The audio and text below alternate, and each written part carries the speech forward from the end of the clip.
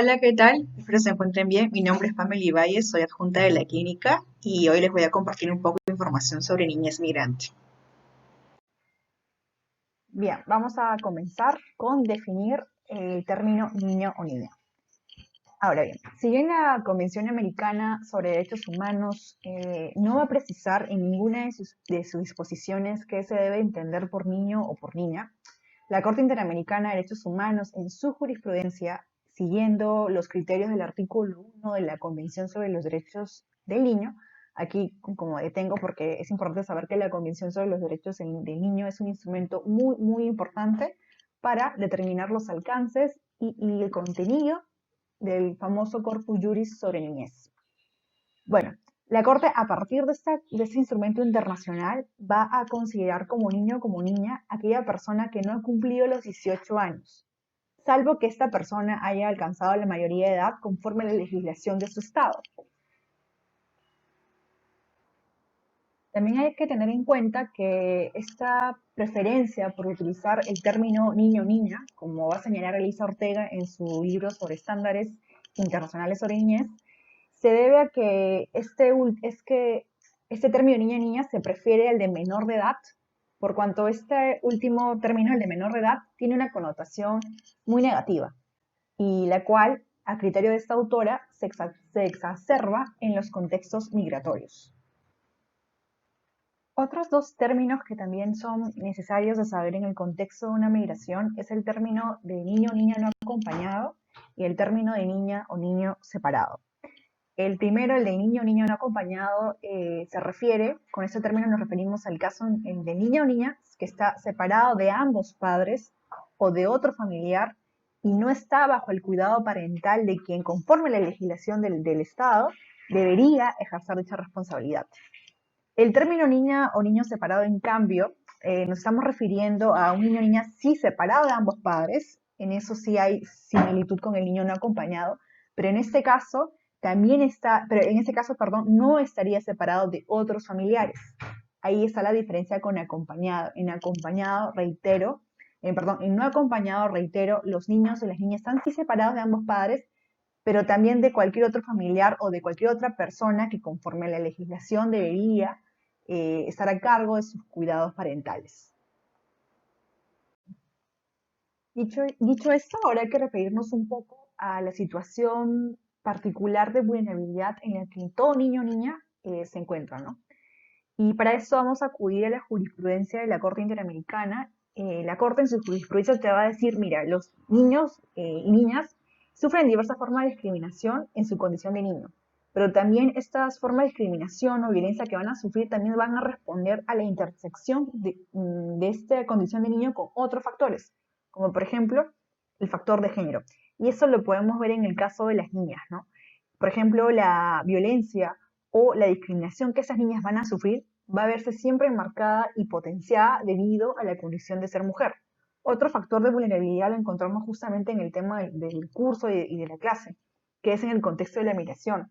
Así, por ejemplo, niños o niñas no acompañados o separados van a ser vulnerables, específicamente vulnerables, a ser víctimas de trata infantil, de explotación y de malos tratos.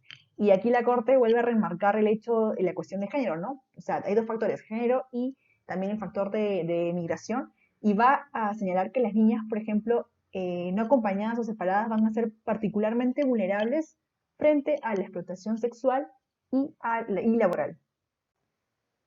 Por su parte, el Comité de Protección de los Derechos de todos los trabajadores migratorios y de sus familiares, así como el Comité de los Derechos de Niños en su observación general conjunta número 3, ellos van a señalar que los niños y niñas migrantes van a enfrentar mayores vulnerabilidades y mayores riesgos a diferencia de las personas adultas. Y ahí citan también ejemplos, ¿no? El hecho de que estos niños tienen mayores dificultades para acceder a servicios públicos, la falta de protección que tienen las niñas, sobre todo contra la violencia por motivo de género y los niños en general respecto a las otras formas de violencia. Asimismo, los niños pueden verse a ser rechazados liminarmente en frontera o ser detenidos. También van a señalar el hecho de que estos niños no suelen ser vistos por sí mismos como solicitantes de refugio o asilo, y esto se va a deber al hecho de que muchos funcionarios no comprenden que los niños y las niñas pueden tener formas específicas de persecución. Y estas formas específicas de persecución pueden responder a casos como trata. Ellos huyen por temas de trata o el hecho de no ser reclutados forzadamente. Y como en muchos casos en el tema de niñas, es la mutilación genital femenina, ¿no? Entonces, frente a estas situaciones, evidentemente los menores van a buscar migrar en búsqueda de protección internacional para justamente no enfrentar los riesgos que estas personas o lidiar con el hecho de sentirse perseguidas en su país de origen, lo cual pues conlleva la situación de miedo y desprotección. Y una última situación que hay que tomar en cuenta y que lo recogen estos órganos a los que nos hemos referido es el hecho de que estos niños, los niños que migran, muchas veces migran en condición de irregularidad, ¿no? Sin documentación, que puede evidentemente contribuir a una situación de vulnerabilidad muy fuerte. Asimismo, complementando a lo ya explicado por Pamely, quisiera señalarles también, de acuerdo al último informe de la OIM sobre el niñez migrante, que allí se da cuenta que los niños y las niñas siempre han migrado y que esta migración nunca ha supuesto un problema, digamos, a nivel de seguridad. Ya que la mayoría de niños y niñas que se encuentran en contexto migratorio se suelen adaptar de alguna u otra manera a la sociedad a la que llegan, al país de acogida o al país de destino. Y bueno, como han podido ver, pueden ir acompañados o solos y luego unificarse con sus familias en el país de destino. Ahora bien, es importante reconocer que sí hay un porcentaje de niñez que migra en condiciones de inseguridad y con una especial vulnerabilidad. Y ahí se estima que aproximadamente hay 13 millones de niños y niñas refugiadas, 936.000 solicitantes de asilo, y 17 millones de ellos se han visto obligados a desplazarse internamente. Ahí les he colocado un gráfico que ilustra bastante bien la evolución de la migración de niños y niñas, aunque hay que tener en cuenta que esta estimación es de niños y niñas hasta los 20 años, lo cual se pueden dar cuenta que no es exacta, ¿no? Eso es una gran crítica que se hace a las estimaciones de niñez migrante a lo largo de las décadas, puesto que no hay criterios unificados en los países o los países no siempre presentan reportes desglosados por edades respecto a la cantidad de personas en situación de movilidad en sus países, lo cual complejiza el tener unas cifras concretas o reales de este tipo de migración. Ahora bien, el aproximado que tenemos es que a cifras de 2019, 37,9 millones de niños y niñas han migrado por alguna otra razón y que esto supone un aproximado del 14% de la migración global e internacional. Otro aspecto importante a destacar en el tema de la migración de niños y niñas es la creciente atención internacional al sufrimiento y a las consecuencias en la salud y en el bienestar de los niños y niñas en el proceso migratorio, tanto en el viaje o en el trayecto al país o a la región de destino, como una vez que se encuentran en el lugar de destino y podríamos decir a mediano y largo plazo. Respecto al primer punto, durante el trayecto, solo para ponerles un ejemplo del caso de niños y niñas venezolanos que viajan a Perú, tenemos que, de acuerdo a los últimos datos de OIM, se han registrado bastantes cambios emocionales durante todo el trayecto, durante todo el viaje, al menos uno o dos. de los siguientes cambios. Dolores de cabeza, hasta el 60% de los niños y niñas encuestados lo manifestaron. También han manifestado haber tenido cambios de apetito o de hábitos alimenticios, un 30%. Para los más pequeñitos, incluso pues el haber tenido frecuentes estallidos de enojo o incluso mojar la cama. Y los factores que pueden explicarlo pues son, como se pueden imaginar, las duras condiciones del viaje, la ruptura muchas veces de una manera muy drástica del núcleo familiar y la pérdida de las redes de amigos, de sus conocidos, de su ambiente rutinario en la escuela, en sus distritos donde viven, etc.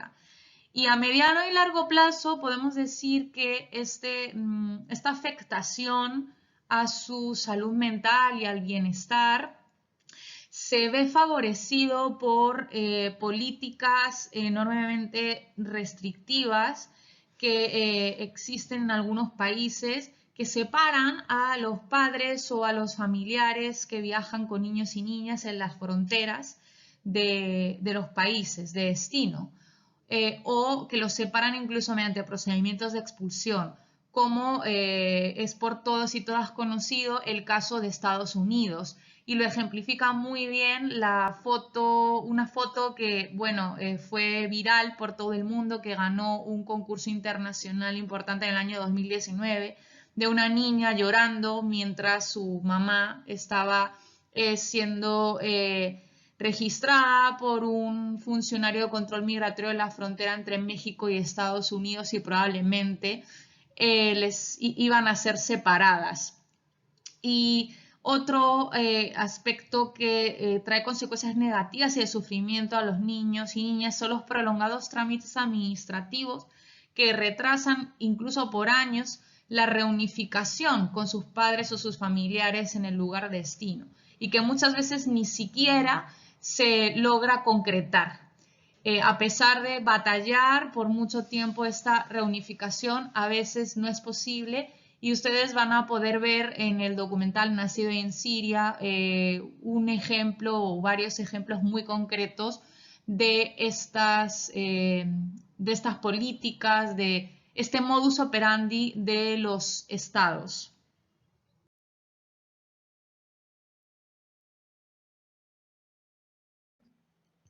Los derechos humanos de las niñas y los niños migrantes tienen que ser abordados dentro del marco normativo internacional. Este marco normativo internacional, sumado a la jurisprudencia de la Corte Interamericana y a los documentos que van sacando los distintos órganos de tratados en el marco del sistema universal, así como también los relatores temáticos, nos va a proporcionar estándares que justamente buscan que los estados adopten medidas de distinta índole para proteger los derechos de las niñas y los niños en el contexto migratorio. A nivel regional, el nivel del sistema interamericano, la Corte lo que va a decir en su jurisprudencia es que se debe tomar en cuenta que los instrumentos como la Convención sobre los Derechos del Niño y sus protocolos complementarios y protocolo facultativo van a integrar junto con la Convención Americana sobre Derechos Humanos el Corpus Juris sobre protección de la niñez.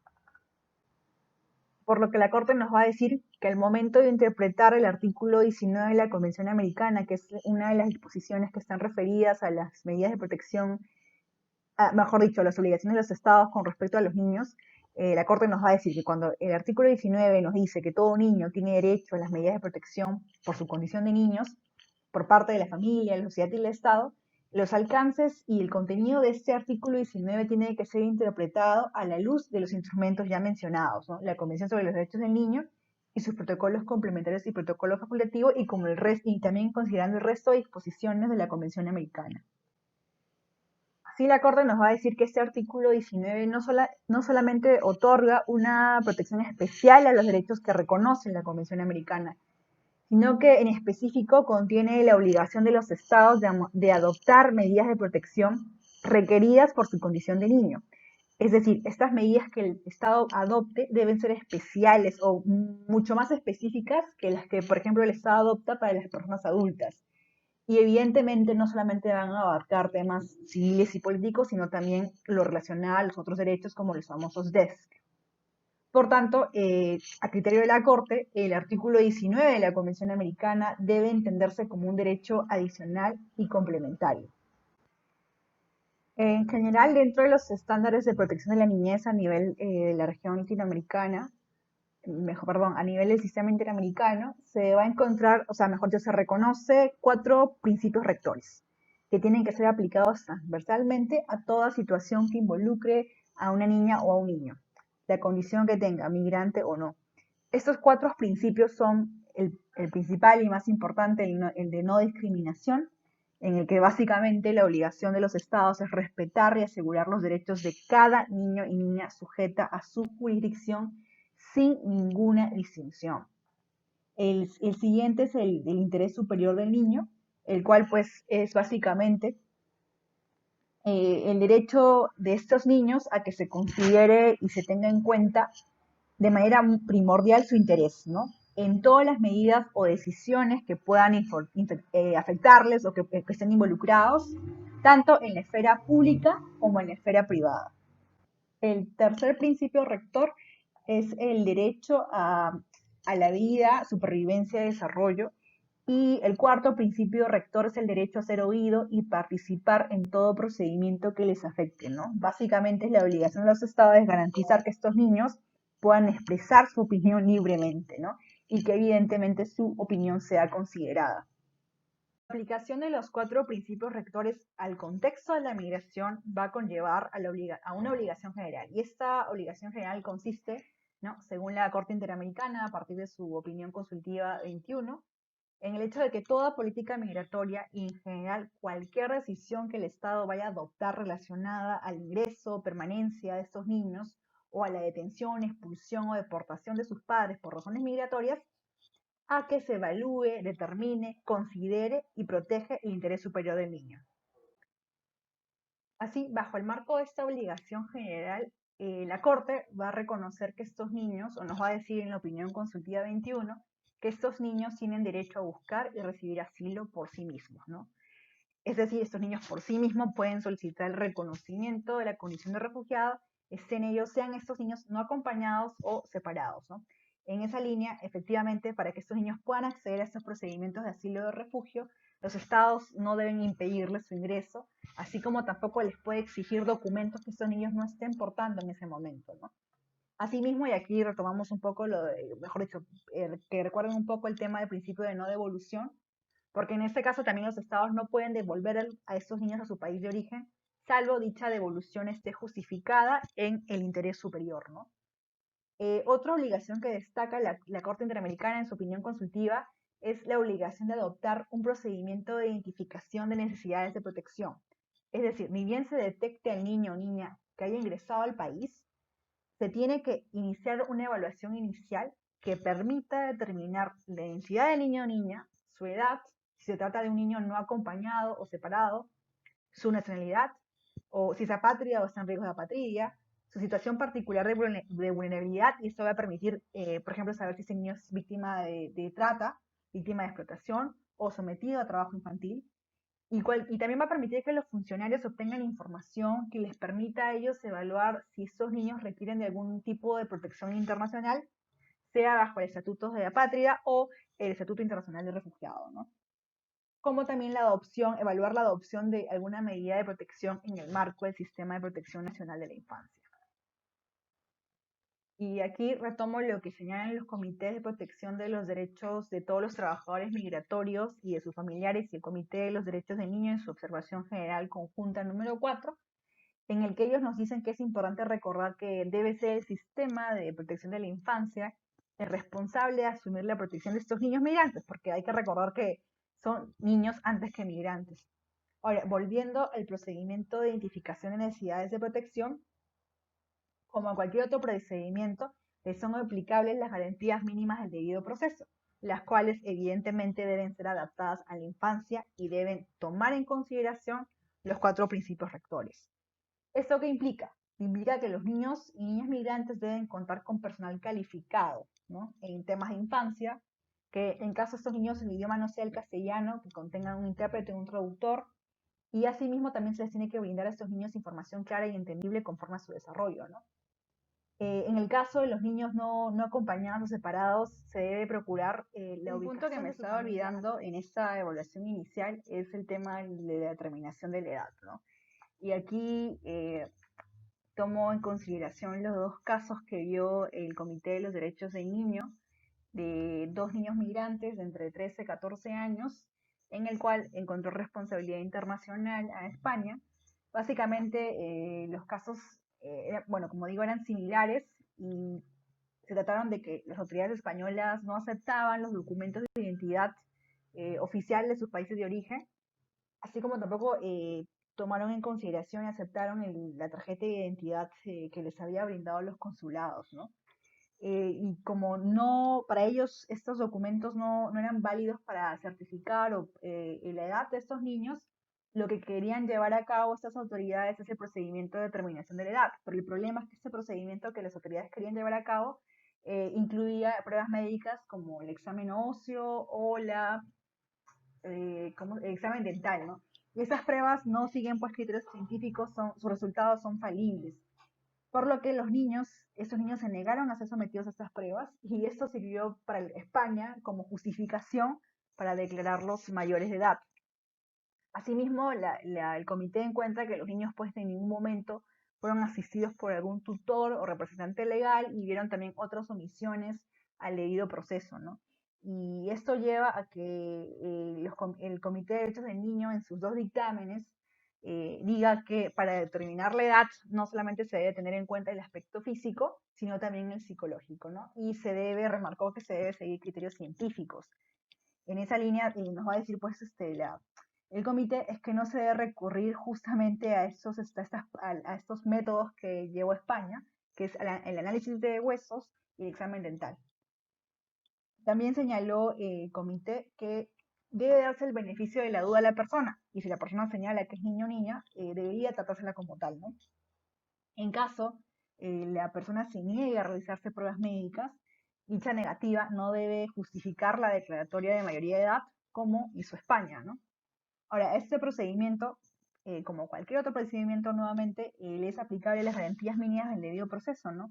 Y aquí el comité evidenció que las garantías que no se habían dado era justamente la designación de un representante legal calificado, ¿no? Y con capacidades lingüísticas adecuadas, porque estos niños no hablaban castellano, no hablaban español. También el comité señala que estos procedimientos deben ser céleres, debido a que el niño o niña, mientras se esperan los resultados de este procedimiento, estos niños siguen pues detenidos o se encuentran en comisarías o en centros de detención, ¿no?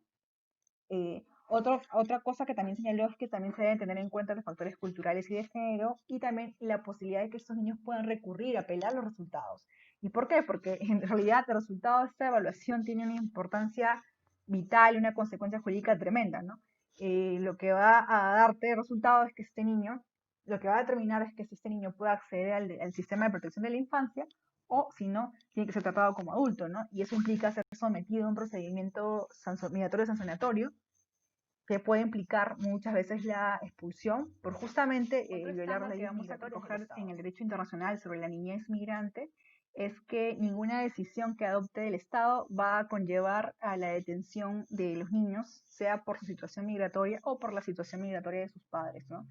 El Comité de los Derechos del Niño y con el Comité de los Trabajadores Migratorios en su observación general número 4 nos va a decir que detener a un niño o una niña es simplemente violatorio de sus derechos y sobre todo el principio del interés superior del niño.